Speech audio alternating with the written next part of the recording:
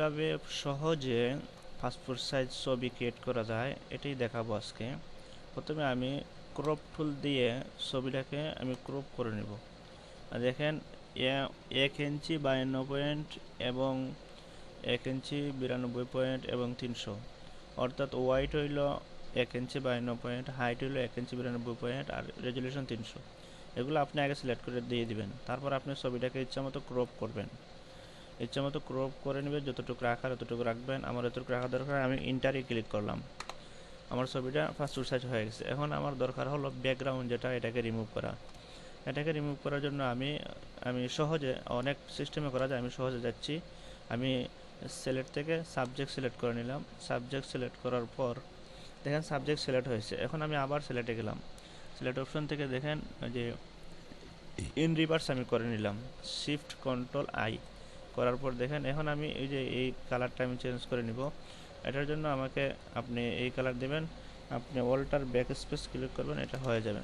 এটা হয়ে গেল, সরি এটা এই কালার করছে, কন্ট্রোল ব্যাক স্পেস ক্লিক করবেন। তারপর যে আমার এখানে যে সিলেক্ট করা আছে কন্ট্রোল ডি মারবেন, অল সিলেক্ট কমে যাবে। এখন আমি যদি একটা কি দিতে চাই, সাইডে একটা মনে করেন ব্যাকগ্রাউন্ড দিতে চাই, তাহলে আমি এখান থেকে চলে যাব এডিটে, মানে আগে কন্ট্রোল এ মেরে এটা সিলেক্ট করতে হবে, তারপর এডিটে যাবেন, স্টক দিয়ে দিবেন। এখানে আমি স্টক দিয়ে দিলাম, দেখেন স্টক হয়ে গেছে। আপনারাও চাইলে দিতে পারেন, না এটা আপনাদের ইচ্ছা। তারপর আমার ছবি ক্রিয়েট হয়ে গেছে। আমি একটা নিউ ডকুমেন্ট ওপেন করে রেখেছি, নিউ ডকুমেন্টে আমি নিয়ে যাব। নিউ ডকুমেন্টে নিয়ে গেলাম, তারপর এখন প্রিন্টের পালা, প্রিন্ট হয়ে যাবে। এখানে আপনারা বসাই দিবেন আপনাদের সময়। তারপরে কন্ট্রোল ধরে এই অল্টার ধরে ধরে আপনারা কী করে নেবেন, কপি করে নেবেন। আপনারা অল্টার ধরে কী করতে পারেন, কপি করে নিতে পারেন। দেখেন তারপর আপনারা যদি সবগুলাকে সিলেক্ট করে নেন, সিলেক্ট করে আবার এটা আপনাদের ইচ্ছা মতো আপনারা করতে পারেন।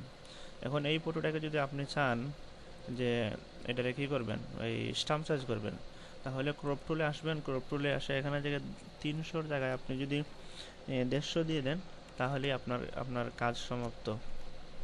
300 জায়গায় শুধু আপনি 150 দিবেন, তাহলে আপনার কাজ সমাপ্ত। মানে এটা কি হয়ে গেছে, এটা স্টাম্প সাইজ হয়ে গেছে। এই দেখেন এইটার অর্ধেক হয়ে গেছে, এটা স্টাম্প সাইজ। তাহলে আমরা বুঝতে পারলাম কীভাবে পাসপোর্ট সাইজ এবং স্টাম্প সাইজ ছবি ক্রিয়েট করতে হয়।